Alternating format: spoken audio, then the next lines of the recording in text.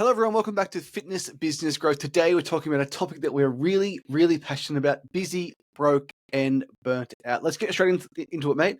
What are your thoughts? Don't want to be any of those three. Don't want to be busy, don't want to be broke, and don't want to be burnt out. Now, how this came about is I talked about 100 gym owners a month, and a lot of them, they're busy. A lot of them are burnt out. Sadly, a lot of them are broke. And what that effectively means, if you're busy and you're burnt out and you're broke, you're actually working on the wrong things. And I always think about when we had our gyms for 9 years, we didn't do that we didn't do much. No, we learned. I don't know if we learnt it or we figured it out ourselves, but we always wanted to have a good lifestyle. Obviously, we wanted to make a lot of money. We wanted to feel energized. We didn't want to hate the work that we did, and pretty confident saying that we never really did. We liked the work that we did in the business. We made good money doing it. We didn't feel like it got to Friday afternoon and we really needed a few days off. We built good businesses that could sustain itself without us having to kill ourselves every week. Yeah. And when I talk to these owners, there was one last week that stands out more than anyone else. He was a New Zealand owner, lovely guy. If you listen to this podcast, Mitch and I both think you're a great bloke, and we're really looking forward to working together. It's going to be an exciting journey ahead. And I don't think I've ever had a call with someone where I was more frustrated in my life. This owner was so detail oriented. He asked me 200 questions, and every question he asked was the wrong question because he was ignoring the most important thing: generating leads, calling the leads, and selling leads. And if it doesn't fall within that wheelhouse, it's probably a waste of your time. Especially if you are someone who is at that point where you are feeling burnout, you are feeling broke, you are wanting to make more money, you want to have more freedom, you want to live a better life effectively. There is a million and one things that you can do. And something that you and I have spoke a lot about lately, there's the should do's. I should do this, I should do that, I can do that, maybe we should be doing this. And it's really peeling that back and really questioning, do we need to do it? Should we actually do that? Like, maybe we should, maybe we shouldn't, but trying to really just bring it back to, I think it's the law of first principles. I'm pretty sure that's what it's called. It's like trying to find out what it is you need to do to be successful and then doing that. And there's going to be a lot of distractions, a lot of things that maybe appear like they're things that can help that. Yeah. And when you get deep into it, you realize that it's just really busy work. You're just moving moving things around. You're doing everything except reaching out to people, calling people, and talking to them about your product. You don't need a week to sit down and work out your perfect avatar if you're a local gym owner. You don't need to spend a week visiting every physiotherapy in town trying to create joint benches. You don't even need to run public holiday workouts. Something that we did for years and years and years. We ran every public holiday, every session, made it the big event. And one time, I think all of us were away. Me and you were away, all our trainers were away, and we put them on hold, and no one cared. And ever since then, we never run a public holiday ever again. I think that sort of comes into the burnt out part because everyone else, we've just had Easter, 4 days off. We didn't work over Easter. We didn't do calls. We spent time with our families, and we know owners. They were running Good Friday session. They had their normal Saturday on. They ran a couple of sessions on Monday because people wanted to get their workout in, and then they get to Tuesday, No holiday. and they feel like they haven't had a break because they haven't, and then they start to resent the work. So that was always a big one for us. And I think to your point about like joint ventures and things, if you're being efficient with your time, you can reach out to physios around town via Instagram DM and rattle off 10 in 10 minutes. That is a good use of your time. Driving 20 minutes across town and maybe having a coffee with them for 2 hours, and then I hate network. like, and I'm sure there's people that maybe disagree with us and think, oh, that is good because I did do that with that one person, and then we've got clients. Good for you if you did that. But for the most part, if you're doing that, all of a sudden you maybe have had a few of those meetings and it's literally taken you all week.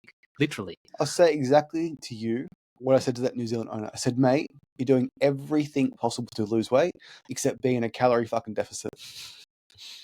Creatine helps. Greens powder helps. Protein powder helps. Fish oil helps. Magnesium helps. Iron supplements help. but you could just eat less. And he was taking every supplement. He was working out 7 days a week. But at 7 p.m. at night, he was just cramming down those Tim Tams. And that is the analogy of every busy, broke, and burnout gym owner. Like, you don't do the right things. So do you think it's more that they don't know what they should be doing, so they're trying to keep busy? Or do you think it is that they truly think that what they're doing I think is... it's they feel obligated to do a big list of shoulds, which get in the way of doing what they know they should do, which is to call the fucking lead. So we have our owners on our Instagrams, and sometimes they post 20 stories a day. And the stories are great. There's a song for every story. Every member's tagged in 20 stories. How long did that fucking take you? Like, how long did you spend on that? How many members have you posting 20 stories a day, 600 a month gotten you that you can attribute back to that source? Probably zero. Well, they wouldn't know. So, like, why are you doing it? And of course, like, is it good? Yeah, like it is. There's heaps of stuff that's good. Like, That it's potentially... it's all good. Should you go to a cafe nearby and give a 7-day free trial card to every single person that gets a coffee and the owner gets a free membership? We've done it all. Like, I heard it somewhere and I really liked it. It's not is it good or bad, it's how good yeah, or how bad or how effective or how ineffective is it. Because you can make an argument that every little thing you do like that is good. And we're not here saying that going and forming a relationship with the local cafe owner isn't good. It just it shouldn't take you all day to do it. no. And it shouldn't take all week to meet with a few of them. And then probably more important than that is, let's say you do that, right? You've spent a few hours, so be it, but then you don't follow up with them. You don't have a system to actually continue with that relationship or try to incentivize the staff to talk about it more, or reach out to the staff, or reach out to the owner and offer them and their family a free pass for your gym. Like there's other things that you can do from that. And then if you're working on your joint venture with physios, then you do your joint venture with supplement shops. Then you got to remember that. So it's and I honestly think that example is probably not even the worst one, because at least it is trying to get more people into lead generation, right? There's a lot of things that owners do. I think replying to emails and replying to messages in real time is one of the biggest wastes of time you What can about do. changing software every 3 months? We've had 2 softwares. We had Debit Success. They fucked us through COVID. We went That's to right. we went to Easy Debit and Wodify, and we literally never thought about it again. I never hopped on with another software company. What do you offer? What's different about this software? I had a gym owner recently hop on a call with me. He goes, yeah, I actually like to hop on these calls 2 or 3 a week to work out like what everyone offers and what they do and what their processes are like. But what a fucking waste of time that is. So what are you actually after? Like, why? I think where I get frustrated is like they ask the wrong questions to begin with. Like what is the best font for my website to increase conversion rates? That's not the problem you should be fixing. How can I sell more merchandise in my gym? Should I have a winter drop, a summer drop, a spring drop? How do I become a media company? How do I start a YouTube channel? How do I start a podcast? And I know I'm on a podcast saying that, but like before we did this podcast, we met for 2 hours, went through all the important things, and we've called our fucking leads today. So I'm not saying you shouldn't do any of it, but like just do what matters first. Do you know what it is? There's so much media out there, including us with this podcast. People follow business people. They follow, call it entrepreneurs, call it influencers, call it whatever. And there are a lot of things you can do that people are preaching. Here's one. Those fucking ChatGPT pictures of your action figure. Every person I've ever met did that this week. Every gym owner did that with all their staff members, and it was fun, and they got a couple of likes on Instagram. Is that building your brand? Is that going to get you members? Or did you spend 2 hours doing that as opposed to doing something else that was important? ChatGPT, all the image generation, all the graphics, all the animation. Like, why were you doing that? Or you could spend that same amount of time on ChatGPT learning how to run a successful ad. Like there's actually things that you can reallocate your time to. So we're just of the opinion that if you're not making money or much money, and they're the people we speak to, obviously they're wanting help with it because they're not making the money that they want.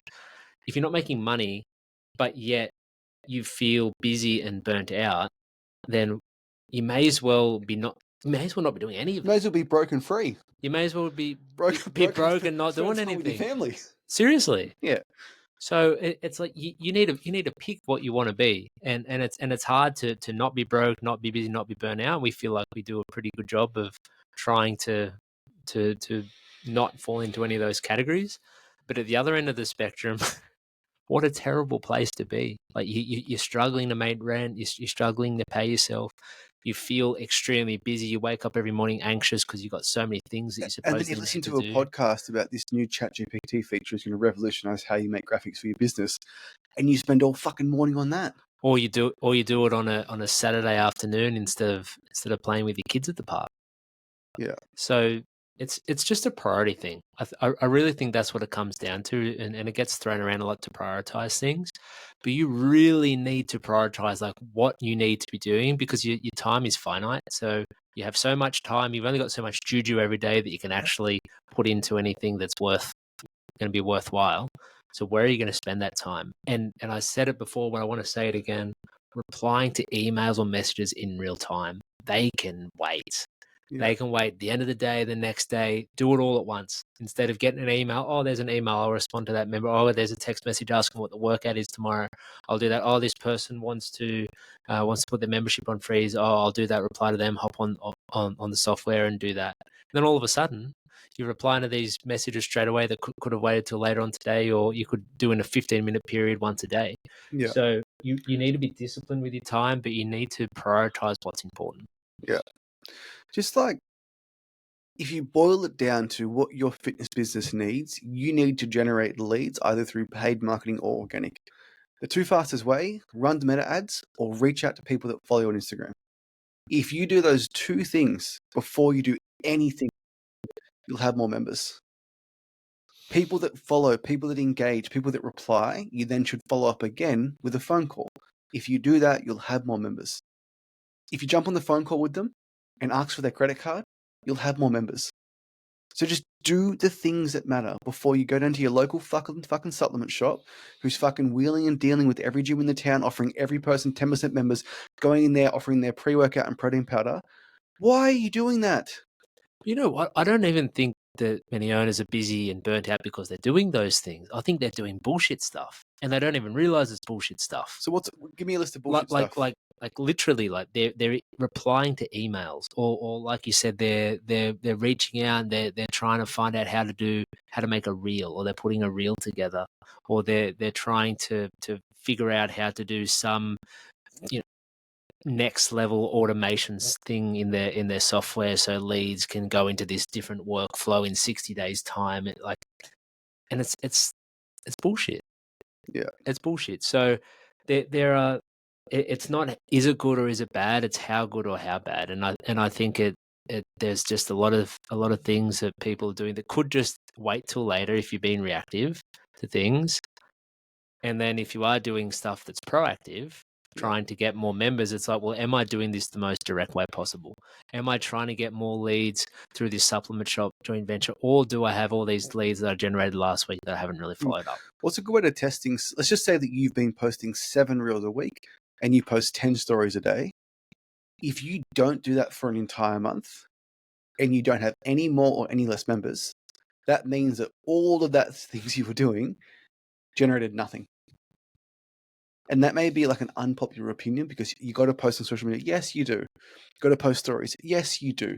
But what is the minimal viable product so people know that you exist and you're alive, as opposed to posting 7 days a week and 10 stories? Well, the other thing we haven't mentioned is you might have staff. Most people have some staff member that you can delegate stuff to, and yet they're still doing it. Why are you doing it? Because you haven't spent the time training them. Oh, only I can do it. Bullshit. Yeah. There are not many tasks that only you could truly do. We have some in our business that we feel like only each of us can do, and then we have delegated just about everything else to our great team. We spend the time training them. We spend ongoing time with them, helping them and supporting them, and then it's off our plate. So if you do have staff, or you've got someone to be able to assist you with this, then you really have no excuse, because you don't even have to delete these tasks. You can just delegate them out, and you spend a bit of time training them and creating a system around it, and then it's still getting done. Yeah. But you're not doing it. I guess just like, it's the big time wasters. It's changing software. You're already with Wodify and now you're changing to Moments. and you don't like moments, and you change your mind and body. How painful is that experience? Like, how much of that bandwidth does it actually take up? Like talking to moments and modify and mind and body, to learning how to reuse the software, to exporting all the lists, to categorizing all those people, to upload them into the next software, to getting your members to. I had a gym recently, actually. They went from mind and body to moments, and all their members had to download a new app and re-sign in and all that. And just I imagine the amount of phone calls, texts, and emails I got. Hey, I can't book my class. Where's mind and body? And like maybe Moments was a little bit cheaper. Maybe it is better than Mind and Body. Fuck, I don't know. But like all of that change for what? Because we get bored. We get bored. That's I think we'll finish it up here shortly, but we get bored because doing the same thing, which you should be doing, is boring. We joke about it. What did you do today? Made some calls, had some calls, did some reach outs, did this, did the same things that we've been doing for months and months and months and quarters and quarters and quarters. Yeah. And people they crave this unique blend during their day. So this is my day every day the last 2 years. I create new ads. I look at the ads manager. I look at our sales. I talk to gym owners. I talk to you. And I don't do anything else. What about we probably need some new software? But we've used Go High Level for At Hyros. 7 years now. We thought of getting Hyros, but then we've used Stripe. Like maybe we can go to Square and get cheaper. Like I just don't like. It's just it's just the opportunity cost. There's a cost of change too. Yeah. Like there's a real cost of change, and then there's the opportunity cost of how much time, energy, and effort am I going to put into this for something that ultimately doesn't matter.